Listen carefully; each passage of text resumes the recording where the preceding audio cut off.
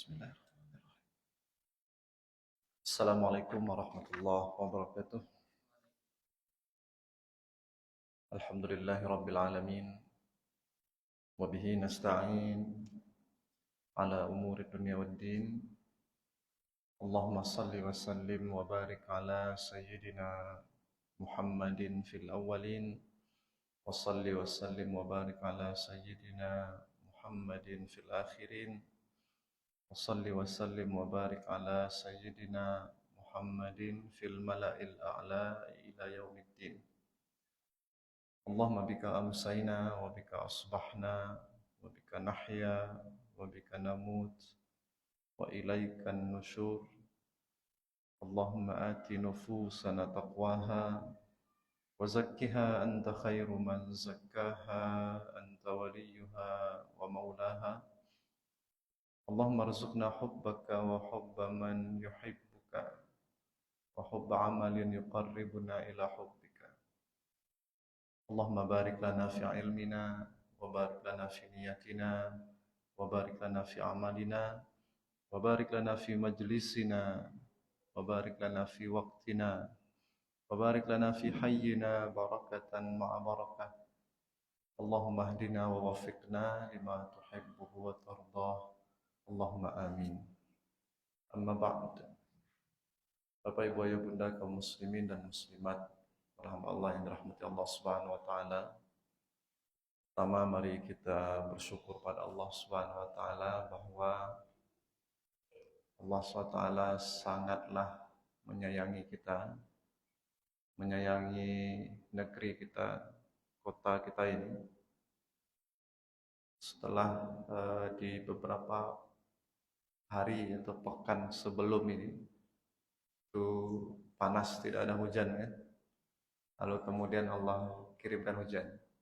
Alhamdulillah, Allah tidak pernah membiarkan negeri kita, kota kita ini berada di dalam satu situasi yang begitu saja terus-menerus. Tapi dia pergilirkan, dia pergantikan antara hujan dan panas. Mudah-mudahan ini sebagai satu tanda dari Allah bahwa rahmat Allah untuk kota kita ini, negeri kita ini masih senantiasa tercurah. Tidak lain, tidak bukan, Bapak Ibu Ayah Bunda yang dirahmati Allah, mesti itu ada karena kebaikan-kebaikan yang masih diputar, digulirkan oleh orang-orang yang berada di negeri kita ini. Dan mudah-mudahan kita juga bermohon pada Allah, mudah-mudahan majelis kita di petang ini juga bagian dari perputaran kebaikan di kota ini, sehingga dengan hadirnya kebaikan-kebaikan seperti majelis ini, itu Allah SWT masih sudi ya, mencurahkan rahmat dan kasih sayangnya kepada semua kita yang berada di negeri ini. Dan memang begitulah Allah SWT terhadap wilayah-wilayah, daerah-daerah yang tetap menjaga kebaikan-kebaikan. Jadi apapun takdir Allah yang menimpa mereka, tetap akan menjadi berbuah kebaikan untuk mereka. Itu dikatakan oleh Rasulullah SAW, betapa menakjubkannya urusan-urusannya orang beriman. Tidak peduli dia dapat takdir seperti apa, apakah takdir baik atau takdir buruk, ya. Dapat kesenangan atau kesusahan, tapi karena mereka beriman, maka semuanya menjadi kebaikan. Dalam kesusahan ada kesabaran, maka kesabaran itu kebaikan. Dalam kesenangan, kegembiraan, kebahagiaan, ada kesyukuran, maka di situ ada kebaikan. Dan kita juga memohon pada Allah agar Allah masukkan amalan kita di petang hari ini, majelis kita ini, sebagai bagian dari cara kita mensyukuri karunia-karunia Allah yang telah Allah berikan kepada kita dan negeri kita ini. Tidak lupa kita bersolawat untuk baginda Muhammad sallallahu alaihi wa alihi wasallam, yang mana majelis ini memang kita adakan, kita khususkan untuk terus mempelajari kepribadian beliau sallallahu alaihi wasallam, dalam rangka kita memupuk ya, di dalam diri kita ini kecintaan kepada baginda Muhammad sallallahu alaihi wasallam, yang merupakan satu jalan cepat untuk mencintai Allah Subhanahu wa taala. Jadi ketika seseorang ingin mencintai Allah, berusaha mencintai Allah, maka jalan yang paling cepatnya itu adalah dengan mencintai Rasulullah sallallahu alaihi wasallam. Di mana inilah yang terus kita upayakan. Semoga kita semua yang terus bersabar di dalam majelis ini, Allah karuniakan kebaikan rasa cinta itu, yang kita semua tahu bahwa Allah SWT tidak pernah menyia-nyiakan cinta hambanya. Dialah yang tidak pernah mengecewakan siapapun. Kalau kita mencintai makhluk, maka makhluk sangat terbatas kemampuannya untuk membalasi cinta dan kebaikan kita itu, sehingga tidak jarang sengaja atau tidak kita menjadi kecewa ya, dengan makhluk-makhluk. Tapi dengan Allah SWT tidak ada yang kecewa, ya, tidak ada kekecewaan. Maka setiap cinta yang kita alamatkan kepada Allah Subhanahu wa taala mesti akan dibalas oleh Allah Subhanahu wa taala. Tentunya dengan cara-cara yang dikehendaki oleh Allah Subhanahu wa taala. Nah, itu yang kita harapkan dari Allah melalui majelis kita ini, dan kita terus berselawat untuk beliau dalam lisan kita, dan kita juga berselawat kepada beliau dalam aktivitas kita mencintai beliau sallallahu alaihi wasallam. Bapak Ibu yang Bunda yang dirahmati Allah SWT, dan kita sudah berada di ujung pembahasan bab yang ke-45 tentang tangisan Rasulullah sallallahu alaihi wasallam. Ada dua riwayat lagi yang belum kita baca. Tapi dari riwayat yang sudah kita pelajari di pekan sebelumnya, kita mungkin sudah mulai bisa menjangkau ya bagaimana Rasulullah sallallahu alaihi wasallam. Yang jelas tidak ada tangisan itu tangisan penyesalan. Ya. Tangisan beliau itu semuanya adalah tangisan rahmat dan kerinduan kepada karunia dan keutamaan-keutamaan dari Allah Subhanahu wa taala. Bahkan beliau terakhir yang kita baca itu beliau menangis ya, di saat mengangkat tubuh dari cucu beliau. Itu beliau menangis dan beliau katakan kepada Ummu Aiman, kalau kami tidak salah, Ummu Aiman ya, bahwa inni lastu abki, aku tidak menangis, kata Rasul. Innama hiya rahmah, ini adalah rahmat, ini adalah kasih sayang ya, kasih sayang. Karena kata Rasul, sesungguhnya innal mu'mina bikulli khairin ala kulli hal. Karena seorang beriman itu dia tetap dalam kebaikan di setiap keadaannya. Nah, jadi tidak ada yang perlu ditangisi, semuanya baik. Tapi ini adalah kasih sayang. Artinya Rasulullah SAW tidak tidak bersedih sebagaimana kita bersedih. Tidak menangis itu sebagai satu ungkapan kesedihan, tapi dia itu justru adalah ungkapan rasa rahmat, rasa sayang yang ada di dalam jiwanya. Ya, kita kalau menyayangi sesuatu, menyayangi seseorang, janganlah orang itu meninggal. Ya.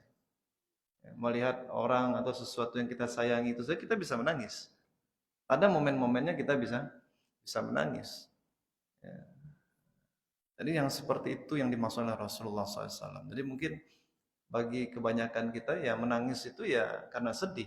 Tidak juga, menangis itu juga ada karena rasa sayang kepada seseorang, kepada sesuatu seperti itu.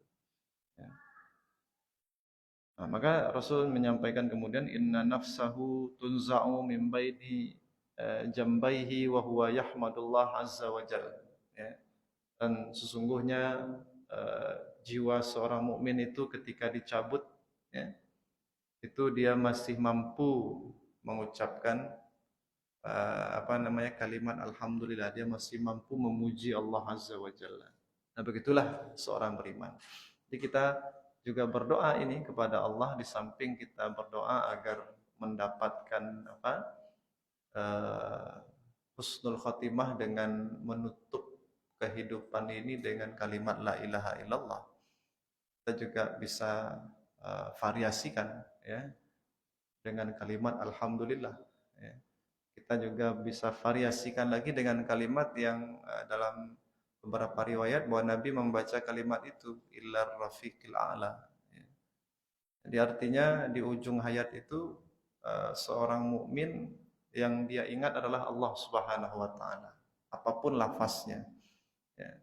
Nah, itu diantara ciri kesempurnaan husnul khatimah bagi seseorang. Kita lanjutkan di riwayat berikutnya. Di sini nomor 326. Wanaqul Bismillahirrahmanirrahim. Faqala al-muallifu al-imam at-Tirmidzi rahimahullah wa nafa'ana Allahu bihi wa bi'ulumihi fi darain. Haddatsana Muhammad bin Bashar, haddatsana Abdurrahman ibnu Mahdi, haddatsana Sufyan ats-Tsauri an Asim bin Ubaidillah anil Qasim bin Muhammad an Aisyah radhiyallahu taala anha. Nah, ini perlu kita jelaskan ini, ya, orang-orang ini sedikit. Muhammad bin Bashar ini gurunya Imam Tirmizi. Ya, Abdurrahman bin Mahdi itu gurunya lagi. Sufyan ats-Tsauri, ya, yang di atasnya lagi. Lalu kemudian Asim bin Ubaidillah. Ini adalah Asim bin Ubay, ya. Dia adalah ibnu Asim bin Umar bin Al-Khattab. Jadi Asim bin Ubaidillah ini adalah Asim bin Ubaidillah bin Asim bin Umar bin Al-Khattab. Jadi dia punya nama sama dengan nama kakeknya. Asim bin Ubaidillah bin Asim bin Umar. Berarti ini adalah cicitnya Umar bin Khattab. Ya, cicit ya. Umar bin Khattab punya anak Asim. Asim punya anak Ubaidullah. Ubaidullah punya anak lagi Asim lagi. Nah, ya. Nah, gitu. Jadi si cucu punya nama sama dengan kakeknya.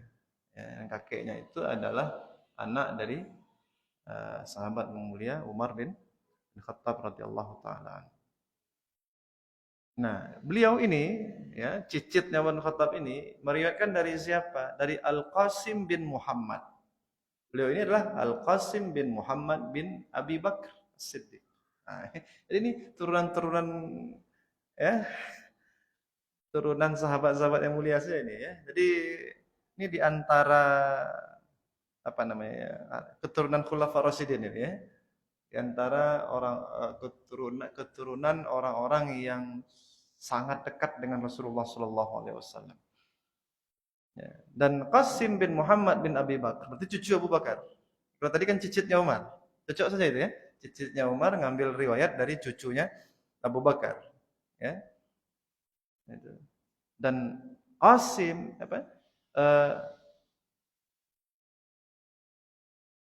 dan Qasim bin Muhammad bin Abi Bakar ini, ya, ini termasuk al-fuqaha us-sab'ah. Ya. Al-fuqaha as-sab'ah di kalangan tabi'in. Ya. Termasuk satu dari 7 ulama-ulama besar, ya.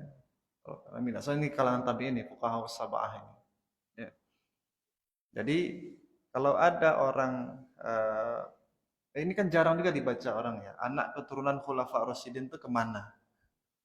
Kenapa yang terkenal bapak-bapaknya saja? Atau yang paling terkenal lah dari keturunan Umar yang paling terkenal siapa? Hafsah yang perempuan dan Abdullah bin Umar lagi. Yang lain kan tidak dikenal orang. Ya.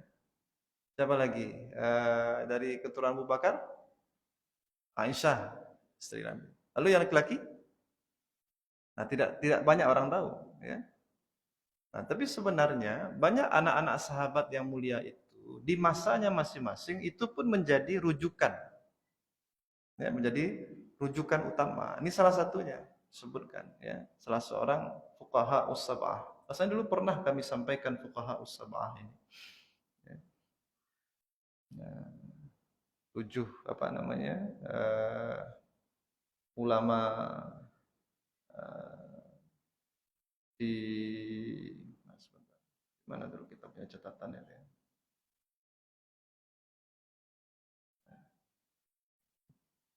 Fuqaha us-sab'ah itu ada ininya itu, ada baitnya itu, ya. Di sini ada catatannya dulu.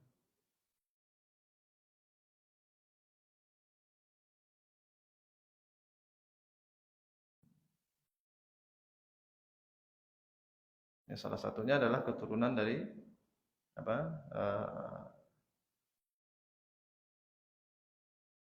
Abu Bakar As-Siddiq ini.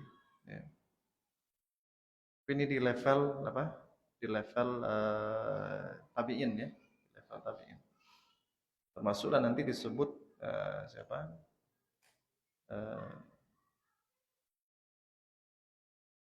Sufyan. Nah, ini mana ya? Ada baitnya tentang fuqaha sab'ah ini. Kadang-kadang kita pas dibutuhkan dia lupa dia, itu masalah kita.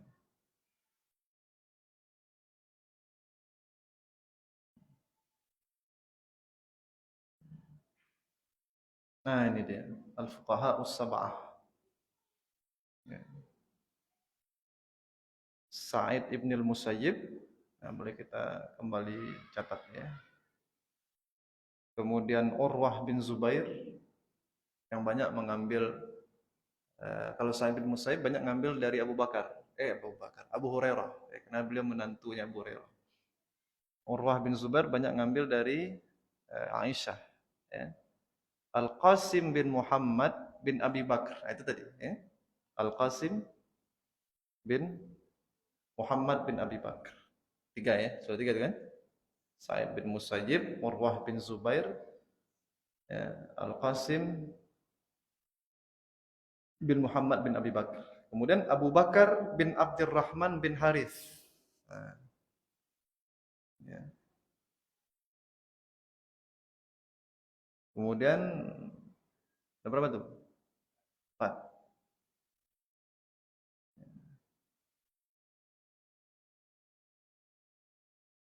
Kemudian Ubaidullah bin Abdullah bin Atabah.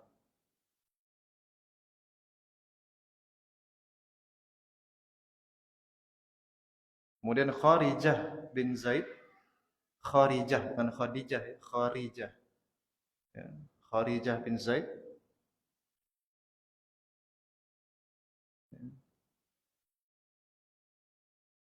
Kemudian Sulaiman bin Yasar. Sulaiman bin Yasar. Nah, itu terkenal itu di dalam kajian istilahnya fuqaha us-sab'ah. Ahli fikih yang 7 sebelum imam yang 4. Nah, ya, sebelum imam-imam yang 4. Imam 4 itu kan di generasi tabi'in. Nah, ya.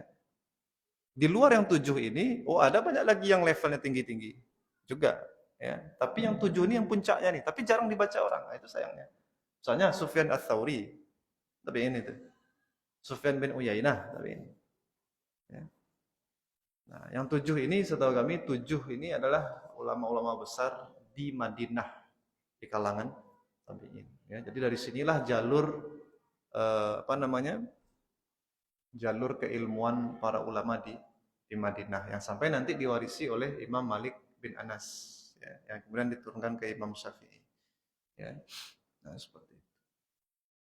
Nah, ternyata siapa tadi? Al-Qasim bin Muhammad itu adalah yang cucu Abu Bakar itu satu dari 7 orang itu. Ini orang-orang besar nih dalam riwayat ini. Dari Aisyah radhiyallahu taala anha. Jadi tahu kita ya guru besarnya ya. Guru besar, satu guru besarnya di sahabat adalah di Madinah itu adalah Aisyah. Tapi kalau dia dari yang laki-lakinya adalah Zaid bin Thabit. Di ulama Madinah itu di kalangan sahabat setelah Nabi wafat adalah Zaid bin Thabit. Itu juga hal yang jarang dibaca orang. Ya. Jadi Abdullah bin Umar bahkan itu berguru ke Zaid bin Thabit. Ya. Karena memang Zaid bin Thabit ini luar biasa ya. Kekuatan, kemampuannya luar biasa. Dari masa awal-awal dia masuk Islam bersama Nabi pun ya luar biasa. Zaid bin Thabit. Nah, Ibunda Aisyah mengatakan, meriwayatkan bahwa anna Rasulullah sallallahu alaihi wasallam qabbala Utsman bin Maz'un. Bahwasanya Rasulullah SAW pernah mencium, qabbala, takbil, mencium. Ya. Utsman bin Maz'un. Wa huwa mayyitun wa huwa yabki. Di saat Utsman bin Maz'un ini meninggal. Dan Rasulullah SAW menangis waktu itu. Au qala ainahu tuhraqani atau tuharaqani. Atau disebutkan kedua matanya beranak air, nah, gitu ya, menganak air. Artinya mengeluarkan air. Siapa itu Utsman bin Maz'un? Ada yang tahu? Utsman bin Maz'un ada di situ keterangan.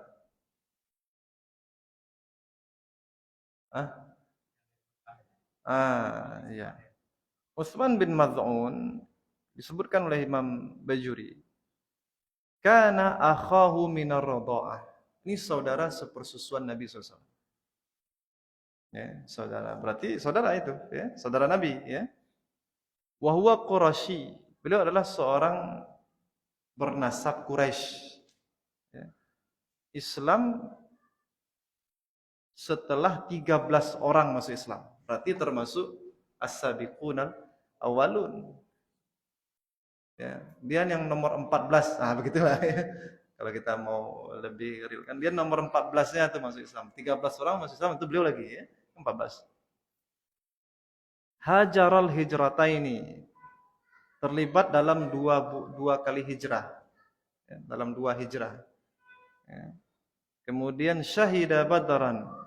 Ikut dalam perang Badar. Wa huwa awwalu man mata minal muhajirin fil Madinah. Beliaulah orang pertama, muhajirin pertama yang meninggal di Madinah. Ya, yaitu ketika di bulan ke-30 setelah hijrah. Berarti setelah 2,5 tahun ya. 2,5 tahun setelah hijrah. Itu 30 bulan berarti kan 2,5 tahun ya. Ya, 2,5 tahun. Wa kana 'abidan mujtahidan min fudala'is sahabah. Ya. Beliau termasuk seorang ahli ibadah. Nah, itu tadi ya. Sufa ya. Orang-orang ahli ibadah itu bisa tinggal di sufa.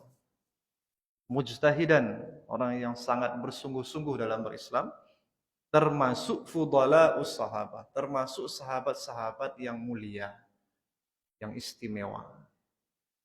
Nah, ya. Ini kan jarang disebut orang ini, Utsman bin Maz'un. Ya. Ketika beliau dikuburkan, apa kata Rasulullah SAW? Ni'mas salafu huwa lana. Ya. As-salaf itu artinya apa? Yang dahulu. Ya, yang dahulu. Di antara yang dahulu nih bagi kami kata Rasul, beliau inilah yang terbaik.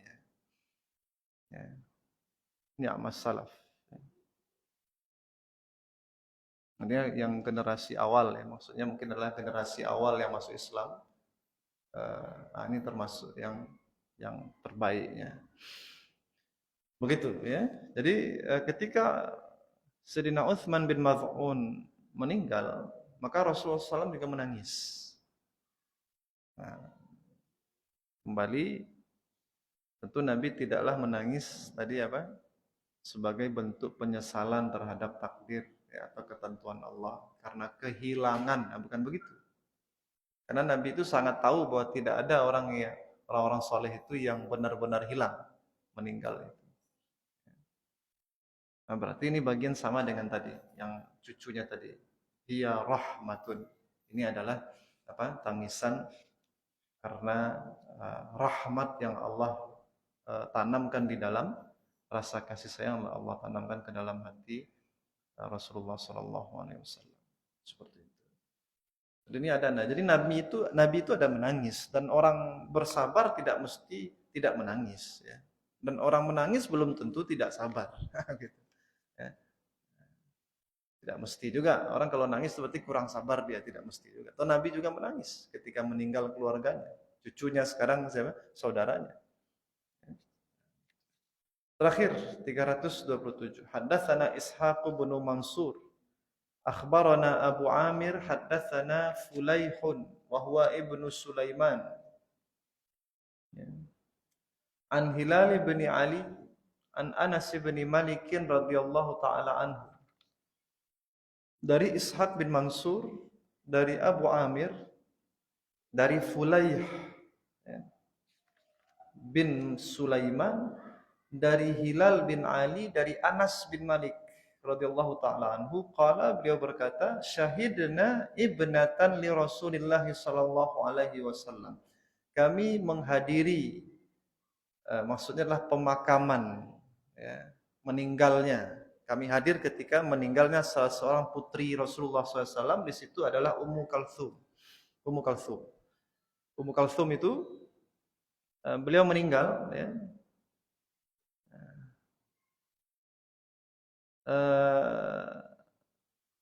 Wa Rasulullah Sallallahu Alaihi Wasallam jalisun alal qabri. Rasul duduk di atas kuburannya. Kuburan sudah disiapkan. Ya. Nabi duduk di atas. Nabi tidak turun, Nabi duduk di atas. Dan Anas bin Malik katanya, kami hadir waktu itu. Kami hadir di situ dalam pemakaman, prosesi pemakaman itu. Ya. Fara'aitu ainaihi tadma'an. Saya melihat, kata Anas bin Malik, kedua mata Nabi itu berair. Nangis beliau sallallahu alaihi wasallam. Faqala, dan beliau berkata, afikum rajulun lam yuqarifil lailah. Adakah di antara kalian yang hadir ini seorang lelaki yang semalam tidak menggauli istrinya? Nah, sehingga nanti ada kemakruhan bagi orang yang menggauli istri, ya, istrinya di malam hari untuk masuk ke dalam kubur, ya, menurunkan jenazah. Nah, ya.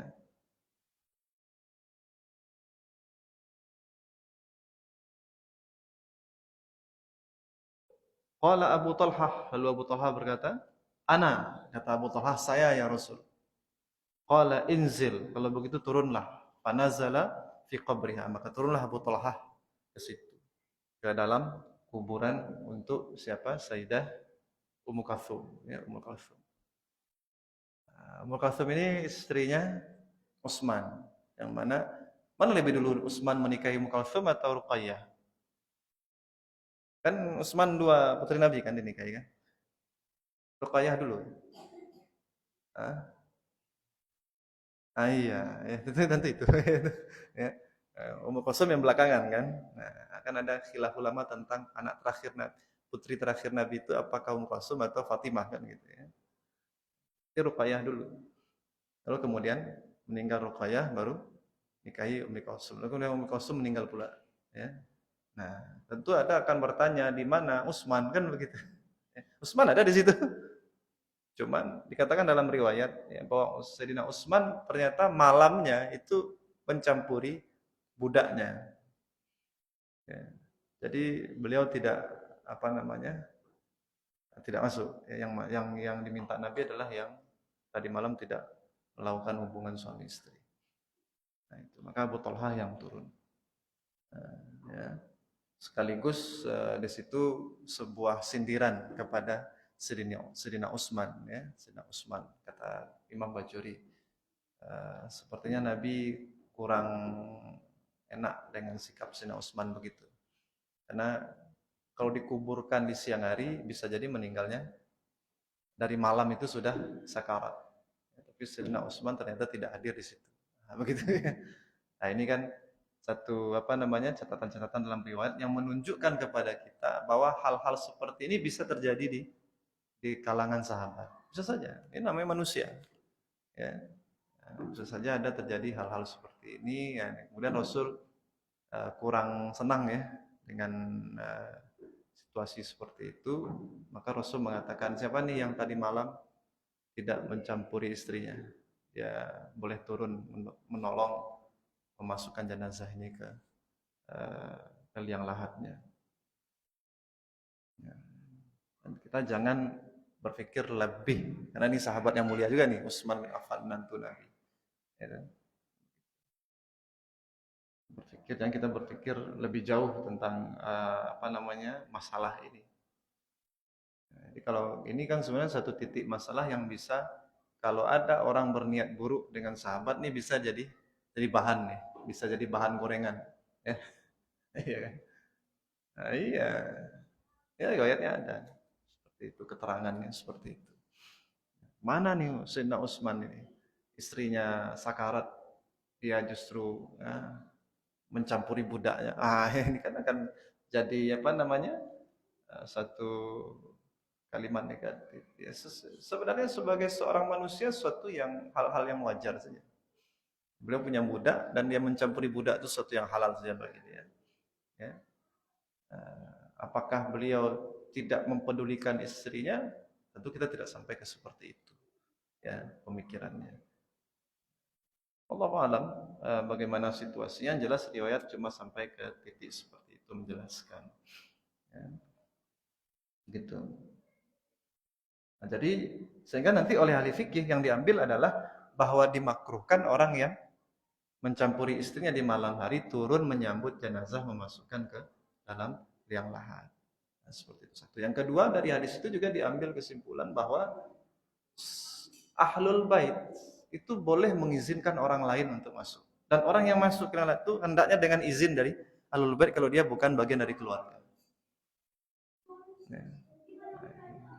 Nah, mentang-mentang awak nio apa namanya berbuat baik ya masuk aja ke dalam kubur. Nah, kalau kita bukan ahlul bait dan keluarga maka kita hendaknya minta izin, dapat izin dulu dari ahlul bait baru kita turun. Seperti Abu Talha, dia dapat izin dari Rasulullah SAW baru beliau turun untuk memasukkan jenazah itu. Nah,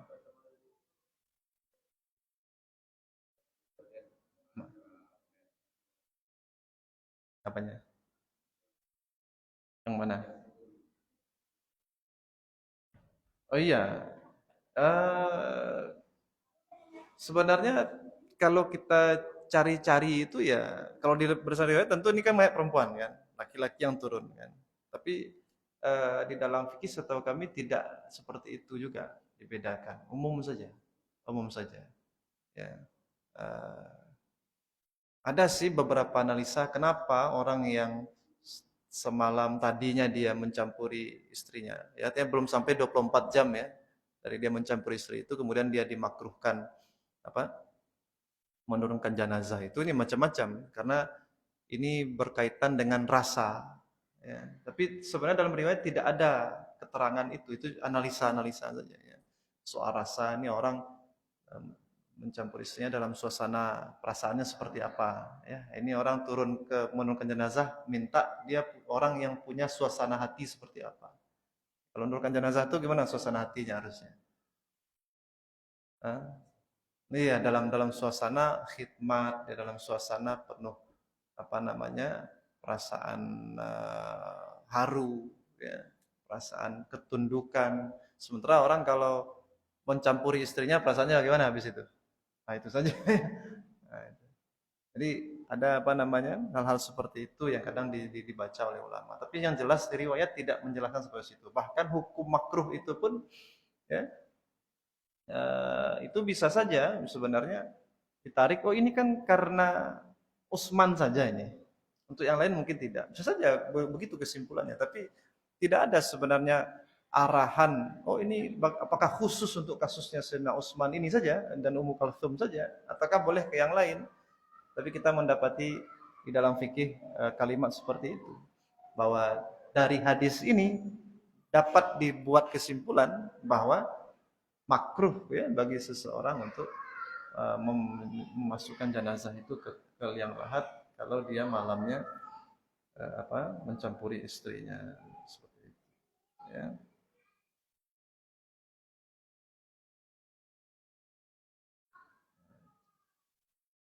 Ya. Nanti ada pula kalimat yang lebih tegas dari Nabi SAW, la yadkhulul qabra ahadun. Nah, itu yang membuat dia tidak peduli itu laki-laki perempuan. Dia ada riwayat lain yang itu lebih tegas. La yadkhulul qabra ahadun faraqa al-barihah.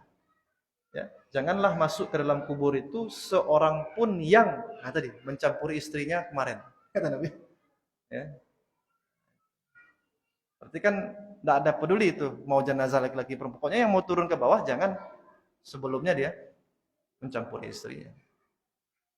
Ada? Nah. Apa itu?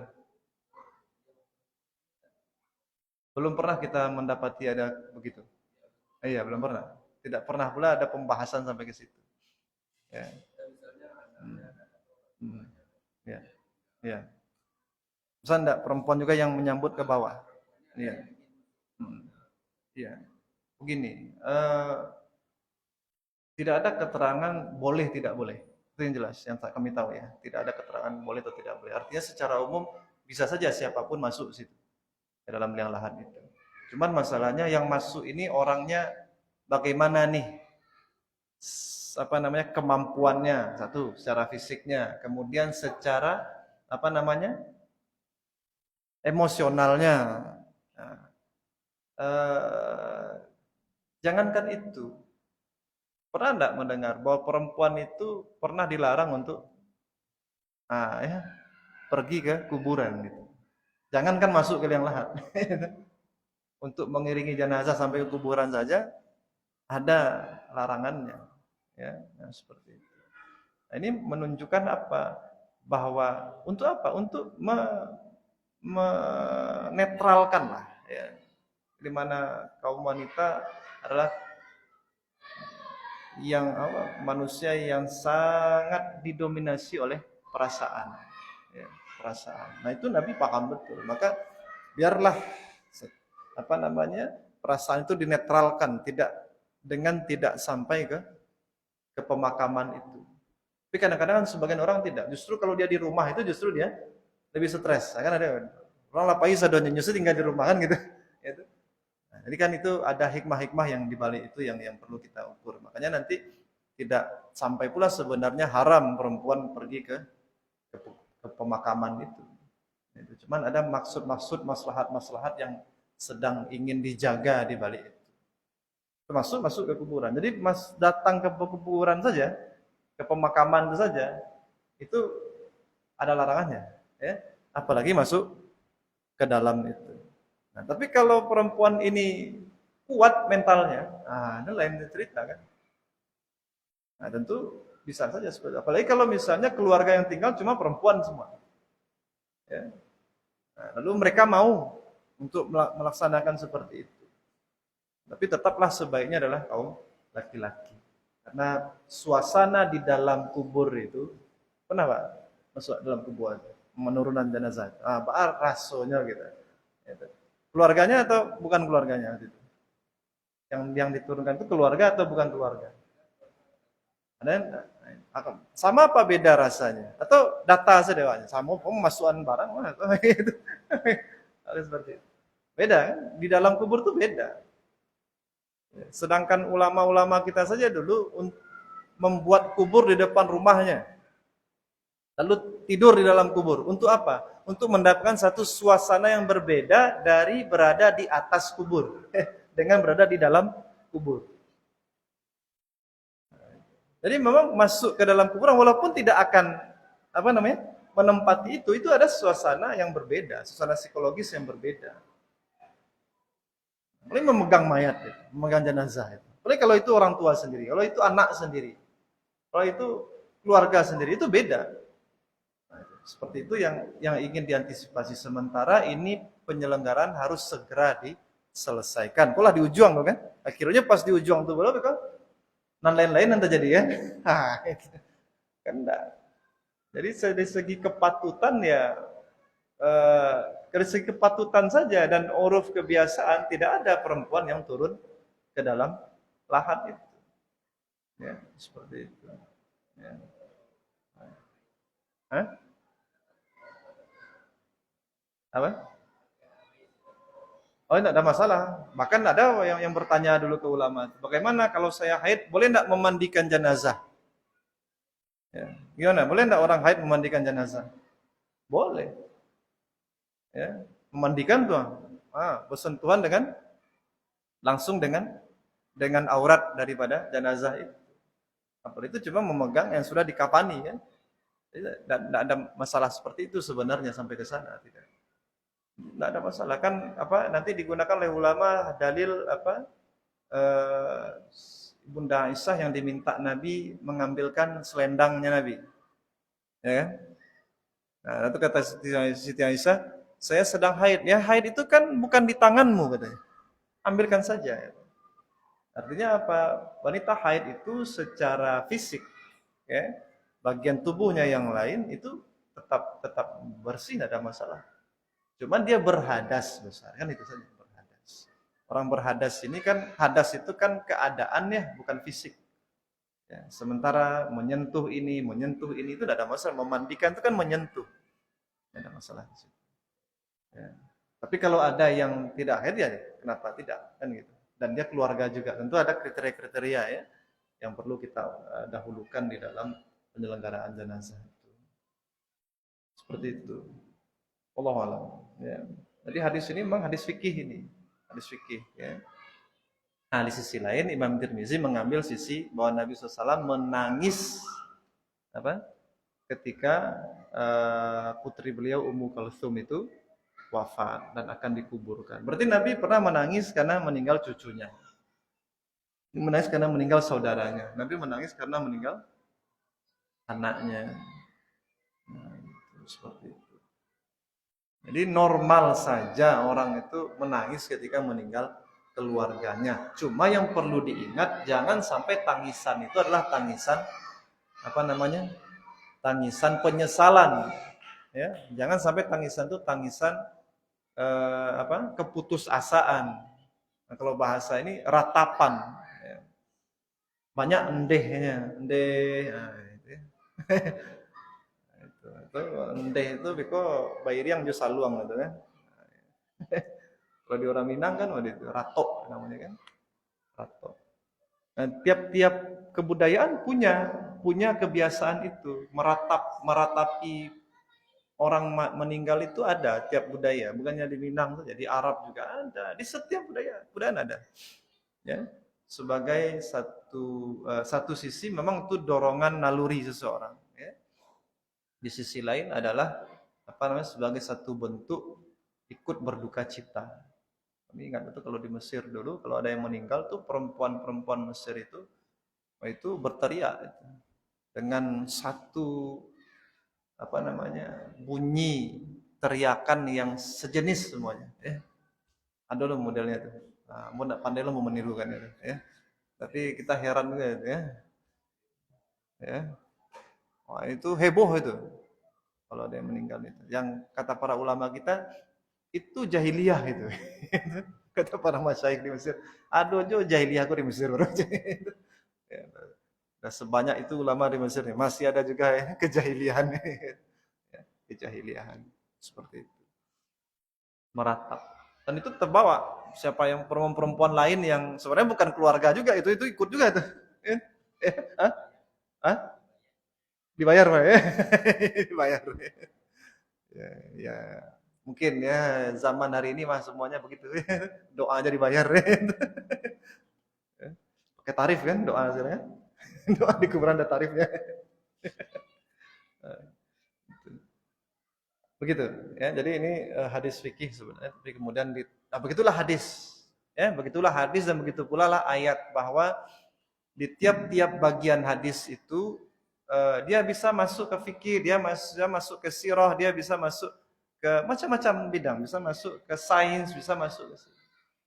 Ya. Nah, itu keistimewaan hadis yang beriringan gayanya dengan keistimewaan Al-Quran. Al-Quran juga begitu.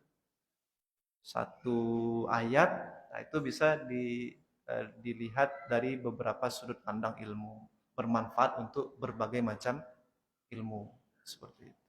Ya.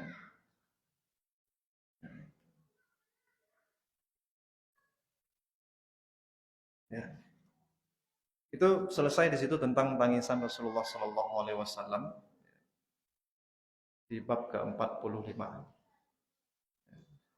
Baik. Kita pindah bab 46. Ya. Bab ma jaa fi firashi Rasulillah Sallallahu Alaihi Wasallam. Ya. Nah ini kata Imam Bajuri dibuat bab 46 ini berbicara tentang firash, tentang kasur ya, tempat tidurnya Rasulullah Sallallahu Alaihi Wasallam. Setelah bab tangisan, karena di sini apa namanya ada hubungannya dengan kondisi yang apa ya namanya ya.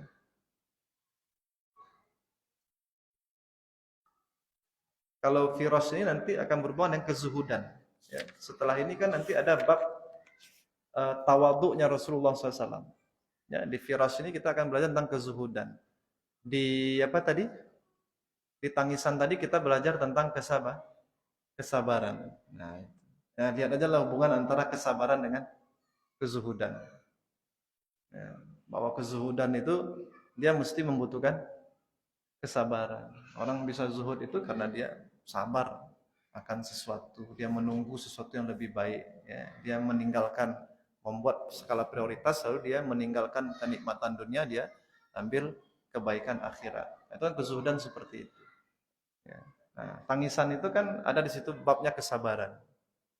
Ya. Maka di sini juga diiringkan bab firas ini sebagai sambungan dari itu, nanti sambungannya adalah tentang kezuhudan. Setelah ini ada ketawaduan. Nah, itu. Dan di dalam bab 46 ini ada apa namanya? Dua riwayat ya, dua riwayat.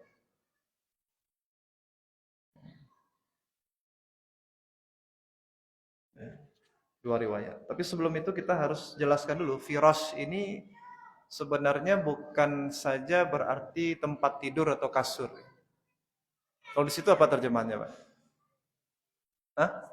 Alas tidur. Nah, alas tidur. Sebenarnya firas ini semua apapun ya, semua alas yang bisa kita duduk nyaman di atasnya, apalagi tidur. Ya, kayak karpet ini juga bisa dikatakan firas. Ya. Permukaan bumi ini disebut Allah juga firasya, ya kan? Ya kan? Ada kan ayatnya kan? Di samping mihadan juga adalah firasya. Ya. Alladzi ja'ala lakum al-ardha firasyan. Dia menjadikan bumi ini untuk kalian sebagai firash. Apa itu maksudnya firash? Tempat tidur-tidur? Enggak. Bukan berarti kita tidur-tidur aja di bumi ini. Bukan begitu kan? Ya. Tapi tempat yang mengalasi, yang kemudian kita bisa nyaman berada di atasnya. Nah, itu firash namanya. Karpet ini firash juga. Ya. Kalau kita nyaman dengan apa? Tikar tikar yang paling sederhana. Namanya lapiak pun namanya. Lapiak pandan misalnya. Nah, ya sudah, berarti itulah ya, lapiak ijwa ya, kalau dari adonan dari ijwa ya. Adonan dari pandan dari apa. Itulah, itu sudah firas. Pokoknya firas itu melambangkan kenyamanan. Firas itu melambangkan apa? Kenyamanan. Alas yang kita bisa nyaman. Ya, seperti itu. Oleh karenanya nanti ya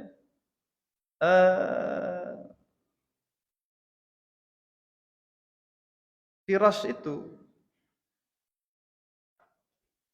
nah ini ya, firasun, nah disebut di sini, firasun lirrajul wa firasun li zaujatihi wa firasun lidhaif wa firasun lisyaitan.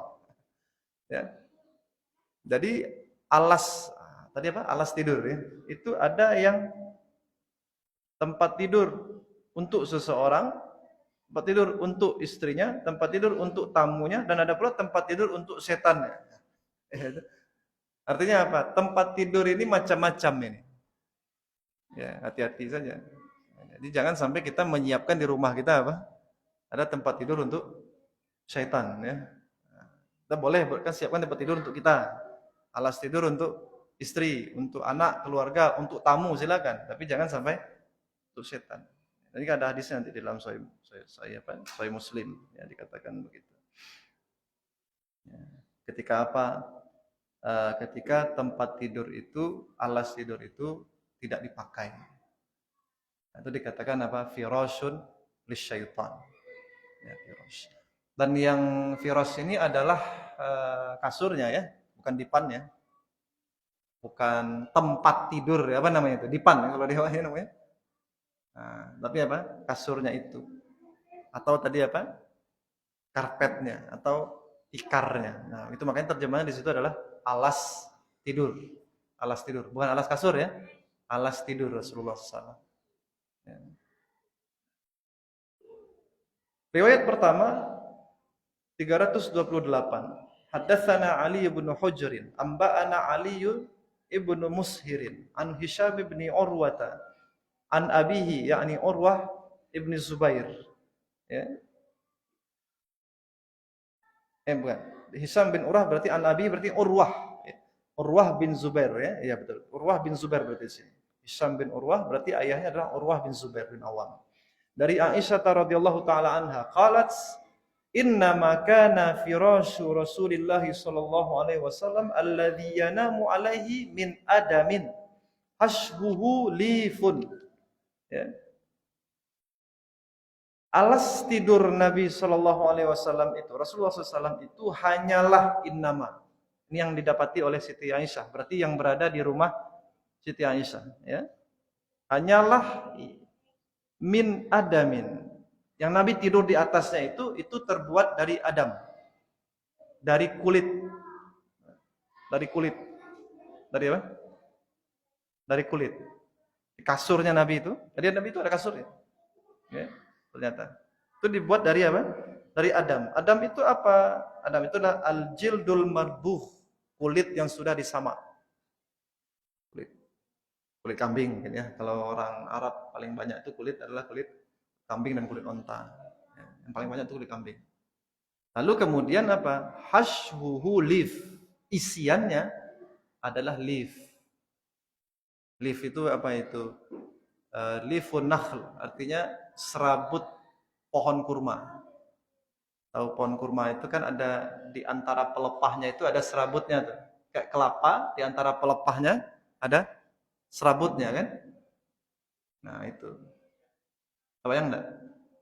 Serabutnya itu. Bukan daunnya ya, bukan pelepahnya. Ya, tapi serabutnya itu. Nah, itu diisikan ke dalam apa tadi? Kulit tadi. Jadi kulit itu berarti kayak kasu apa ya? Kasu kapuak ya. Kok dimasukkan, kalau kan pemasukan kapuak ke dalam.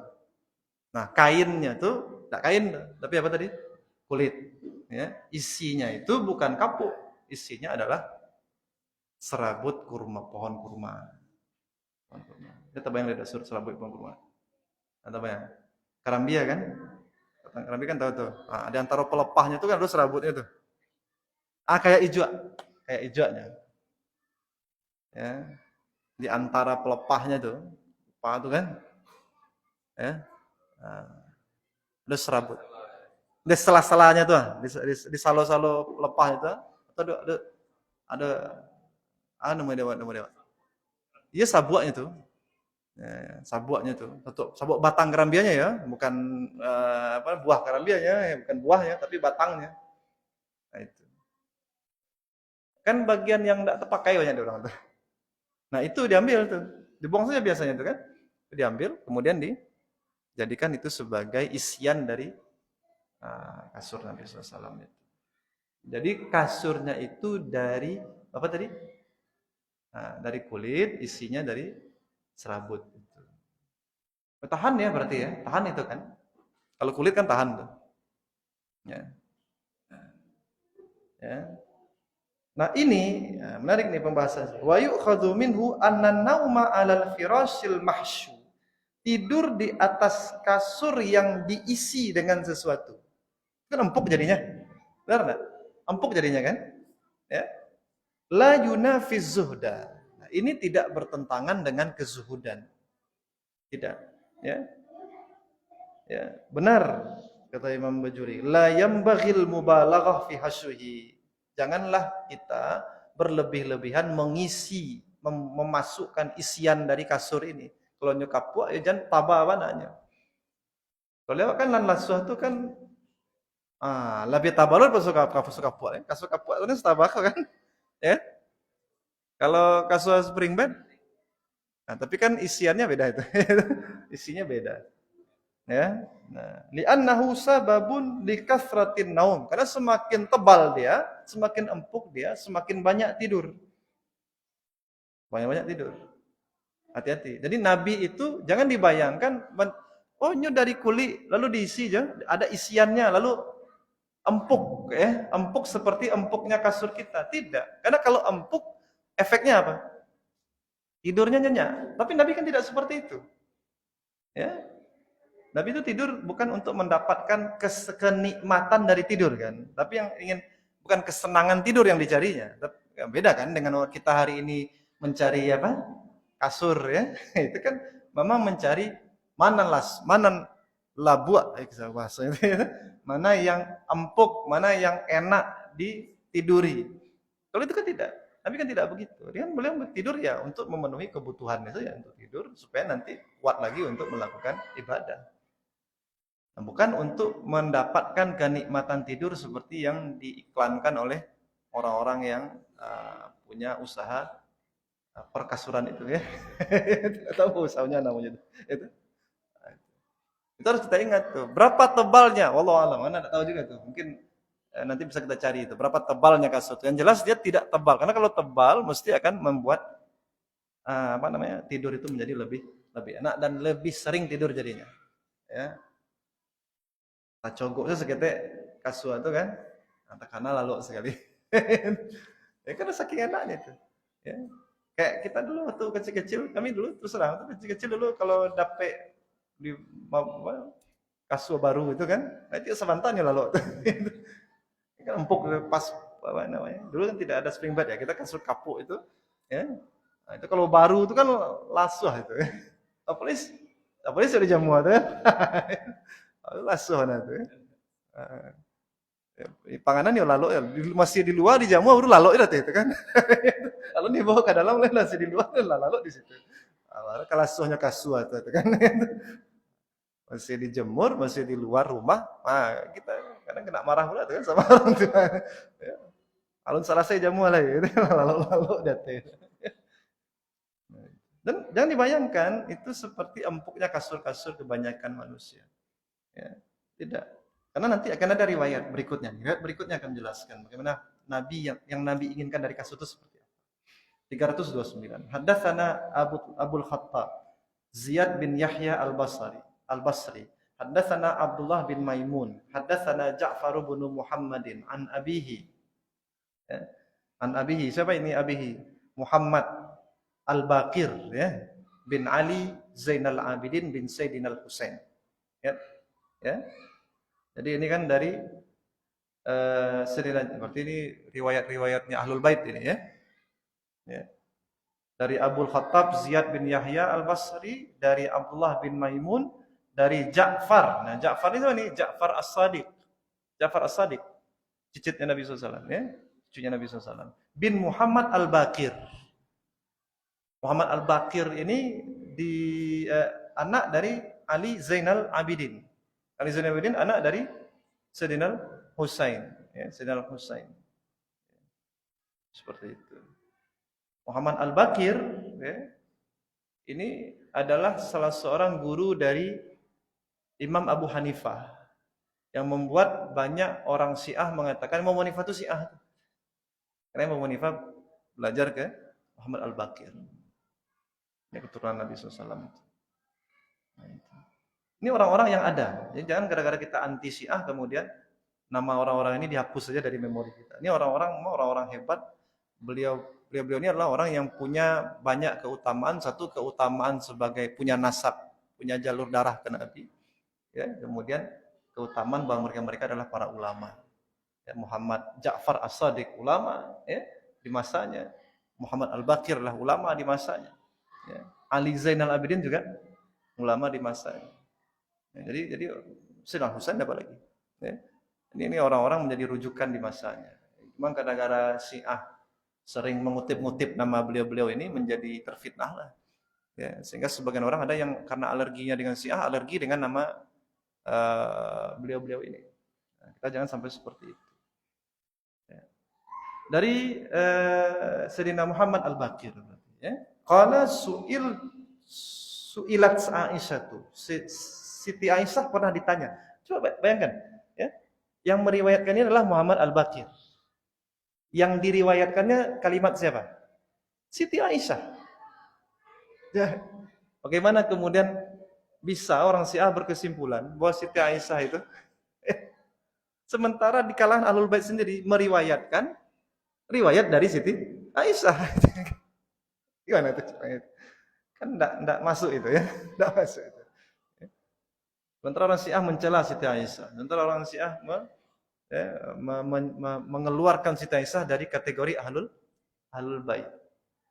Sementara Ahlul Baitnya sendiri, imam-imam yang mereka sebut imam itu, termasuklah siapa tadi? Imam Sayyidina Muhammad Al-Baqir itu ya mendapatkan riwayat bahwa Siti Aisyah pernah ditanya kata beliau. Berarti ini riwayat dalam keluarga Nabi. Ya. Apa pertanyaannya? Maka nafirasyu Rasulullah sallallahu alaihi wasallam fi baitik. Bagaimana itu alas kasur, alas tidurnya Rasulullah SAW di rumahmu wahai Siti Aisyah? Apa jawaban Siti Aisyah? Min adamin hasyuhu min lif. Terbuat dari apa tadi? Dari kulit diisi dengan serabut dari pokok kurma. Wasu'ilat Hafsah. Lalu ditanya pula Siti Hafsah.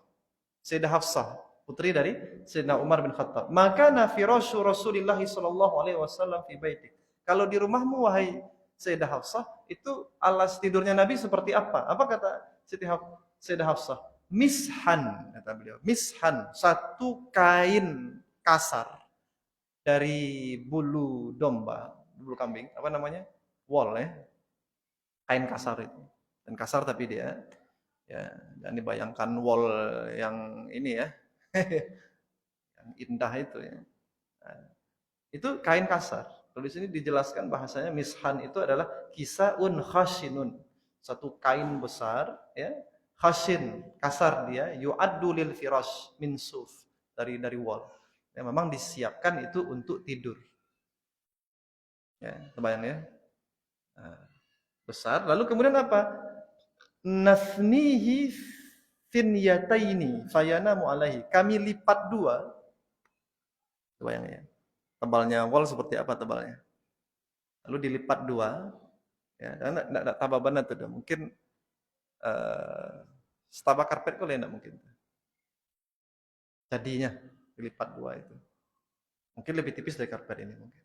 Ya, dilipat dua, kemudian Nabi tidur di atasnya. Falam maka nada talailatin. Lalu datanglah satu malam, kata Sayyidah Hafsah. Qultu, saya berpikir, saya berkata pada dirinya, lau sanaituhu arba'a finyat lakana awta'alahu. Kalau saya jadikan dia 4 lipatan, jadi sampai lapih jadinya, tentu ini akan lebih empuk bagi Rasulullah SAW. Ya, lebih enak tidur Rasul di situ. Fasanainahu lahu bi arba'i finyat. Lalu kami lipatlah 4. Jadi ya, saking gadangnya kain tuh. Ya, barat panjang badan Nabi dilipet ampe masih bisa lama Nabi kalau datanya. Berarti kan besar itu. Ya. Dilipat 4. Falamma asbaha, ketika datang pagi, qala ma farastumu li al-lailah. Apa sih yang kalian kasur seperti apa? Alas tidur seperti apa yang kalian siapkan untukku tadi malam? Qalat qul la huwa firasyuk. Itu alas tidurmu yang biasa juga ya Rasul. Illa anna fannainahu bi arba'i finyat. Tapi malam tadi kami jadikan 4 lapis, 4 lipatan. Nyampe kali ya. Nah, itu.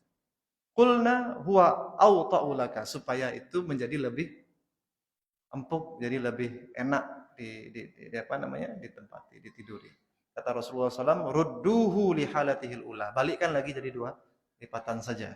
Fa innahu mana'atsni wa ta'atuhu salatil lailah.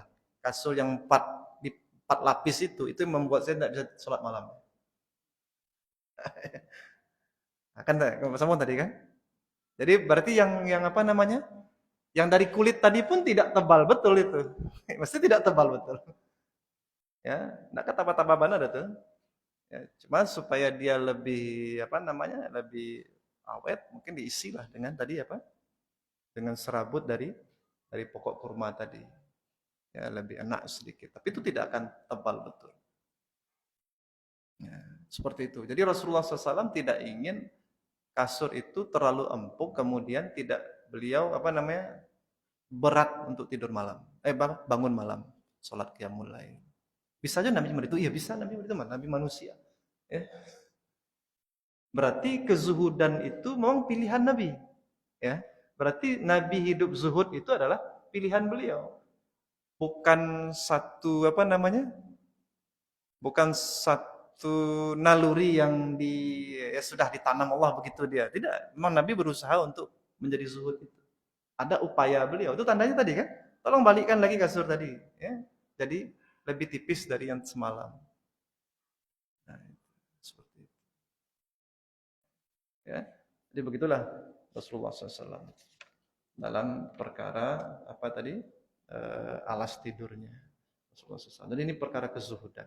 Dan perlu kita catat juga sedikit, ini ada beberapa maklumat tentang, tapi ini bahasa Arab ini ya, tentang bahasa Arab. Ma farastumuli. Yang membuat itu kan Hafsah. Yang melipat itu kan Hafsah. Tapi Nabi bertanya apa? Ma farastumuli, apa yang kalian, ya, antum, padahal ini perempuan. Ya, benar enggak? Ya. Nah, jadi kalau seorang suami berkata kepada istrinya, itu dia boleh menggunakan dalam bahasa Arab itu apa namanya, kata ganti untuk perempuan, mukhatab namanya. Ya, perempuan. Kalau perempuan berarti anti. Ya, bisa beliau gunakan, suami itu bisa gunakan itu, atau dia bisa gunakan antum, walaupun itu perempuan, walaupun itu satu orang. Antum kan banyak orang harusnya. Ya, dan apa namanya, laki-laki kan. Ya. Nah, itu. Kenapa? Karena dalam banyak tempat di Al-Quran dan di hadis, istri itu disebut ahlu, keluarga. Ya, karena istri itu disebut apa? Keluarga. Ya. Jadi ku anfusakum wa ahlikum nara. Itu yang paling utama adalah istri dulu. Baru anggota keluarga yang lain. Ya, apa? Ar-rajulu ra'in fi ahlihi. Ya, seorang suami itu dia adalah pemimpin bagi ahlinya. Maksudnya ahli itu apa? Secara khusus itu adalah istrinya. Khairukum li ahli. Sebaik-baik kalian adalah yang terbaik kepada keluarganya. Secara khusus maksudnya adalah istrinya. Jadi istri itu sering disebut dalam Al-Quran dan hadis itu dalam istilah ahlu, keluarga. Nah, jadi atas nama istri bisa dipakai istilah ahlu padanya, maka dia boleh dipanggil antum. Nah, ya. Tapi ini antara suami ke istri saja. Istri kita, Pak ya, jangan istri orang ya. Nah, itu. Istri orang tidak bisa pakai antum. Kalau pakai antum pula ke istri orang dikhawatirkan itu. Ya. Nah, itu. Kadang-kadang Pak ngirim-ngirim stiker kan sembarang segini sekali. Antum itu kepada perempuannya istri orang. Jazakumullah. Nah, ya, antum kan, kum itu kan. Kalau ke perempuan itu adalah istri kita, anak perempuan kita, ya silakan, ada masalah. Pas saja. Tapi kalau ke teman ya, sejawat, rekan kantor segala macam, jazakumullah pula, dia perempuan itu, dikhawatirkan itu. Nah, itu. Ya, disesuaikan lah ya. Gitu.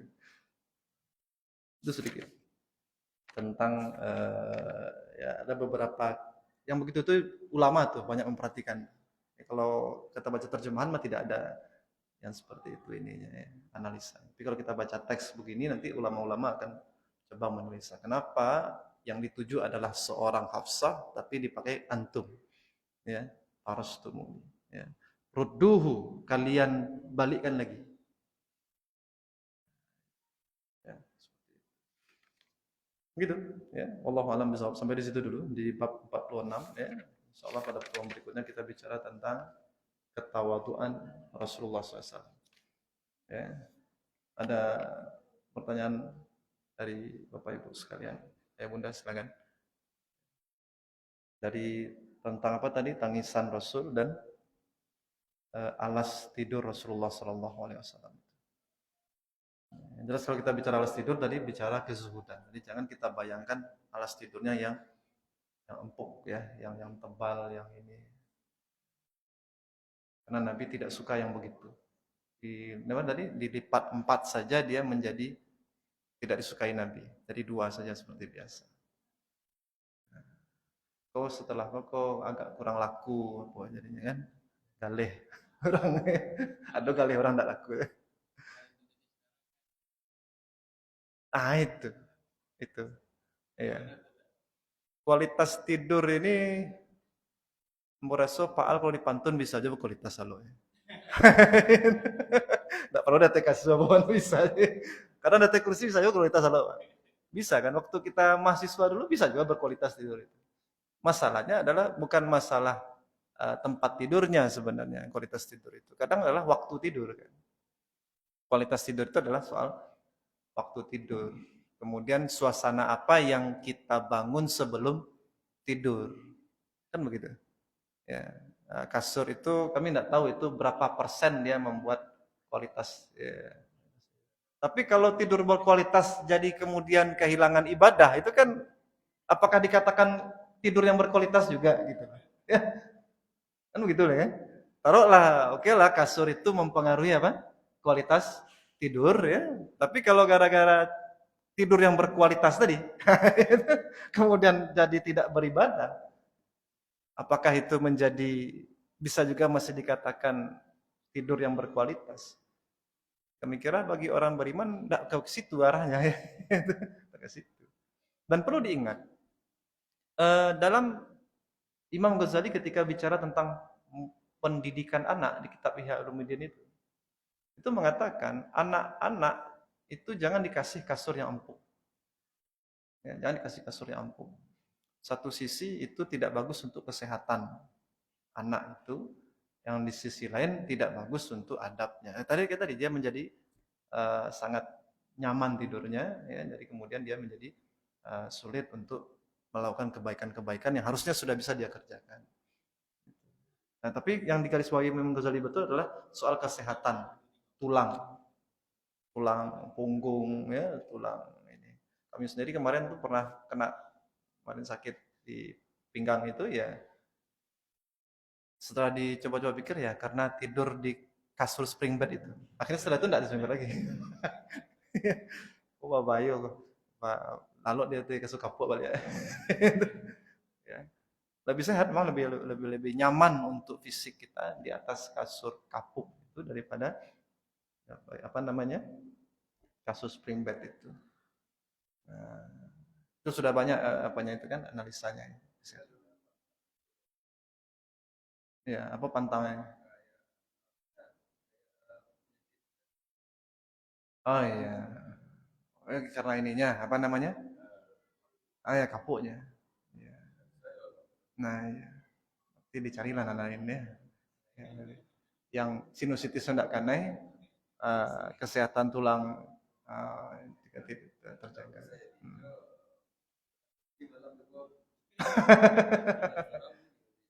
Ah, ya.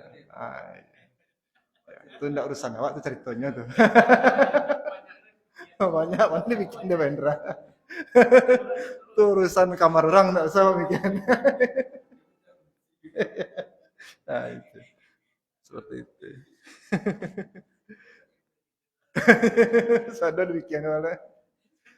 Baik. Seperti itu. Tapi memang gitu, Imam Ghazali kata untuk anak-anak tolong jangan dikasih kasur yang Agja sudah kasu Palembang ya. Lipek dua lah tuh itu lampok tuh. Nah, ya begitu. Karena biar lebih sehat dia, lebih sehat. Kalau anak itu sehat secara fisik, kata Imam Ghazali, maka dia lebih siap untuk belajar, untuk belajar. Hmm. Iya. Oh iya, iya, iya, iya. Iya, kasusnya tipis ya kan? Bukan kasus apa kan? Bukan kasus non taba itu kan? Matras saja ya, betul, betul. Ya. Iya. Iya, iya, iya, iya.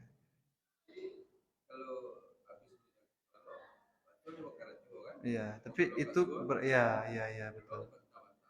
Ah, iya. Hmm. Berarti secara apa namanya dalam kebudayaan Jepang itu juga iya, tapi itu yang tradisionalnya kan? Ya kan? Kalau yang modernnya itu ada dan pakai sling bed. Nah, ya kan? Itu. Nah, itu. Jadi kalau yang tradisional-tradisional itu memang jauh lebih sehat kan? Mau di budaya manapun, kami kira seperti itu. Sama saja. Sama saja itu. Mau di Jepang, mau di Arab ya, mau di Indonesia, yang model tempat kasur atau alas tidur yang tradisional itu jauh lebih lebih sehat. Nah, jadi kemodernan ini menawarkan apa namanya? Menawarkan kesenangan ya, bukan kesehatan.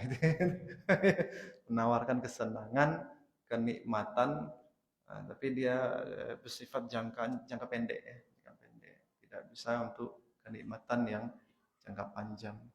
Ya, itulah makanya kecil sebagian orang umum awak kok agak yang makin kemari semakin singkek ya. Kalau orang dulu eh, karena faktor kesehatannya sangat terawat terjaga sehingga ada faktor umurnya lebih panjang. Itu kan analisanya orang-orang di barat ya. Kalau di awal orang beriman kan umur itu kan di tangan Tuhan kan gitu. Tapi memang ada beberapa sikap hidup ya itu bisa mempengaruhi umur. Itu ada dalam hadis. Jangankan tempat tidur dan cara tidur, cara makan. Sedangkan silaturahim saja bisa memperpanjang umur kan? Sedekah memperpanjang umur. Berarti apa? Ada amal-amal kita ini yang bisa memperpanjang umur kita.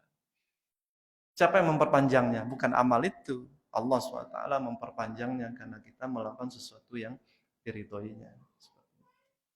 Berarti orang-orang dulu lebih banyak diridhoi Allah dari orang-orang belakangan.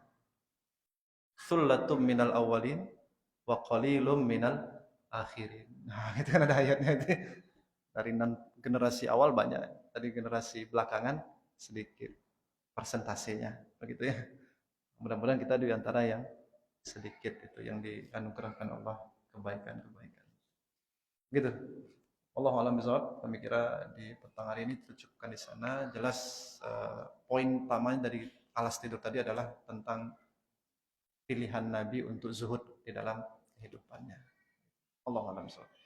Aku qouli hadza astaghfirullah li wa lakum subhanakallahumma wa bihamdika asyhadu an la ilaha illa anta wa nastaghfiruka wa natubu ilaik wa sallallahu ala sayyidina Muhammadin wa ala alihi wa sahbihi wasallim walhamdulillahi rabbil alamin billahi taufiq wal hidayah wassalamu alaikum warahmatullahi wabarakatuh.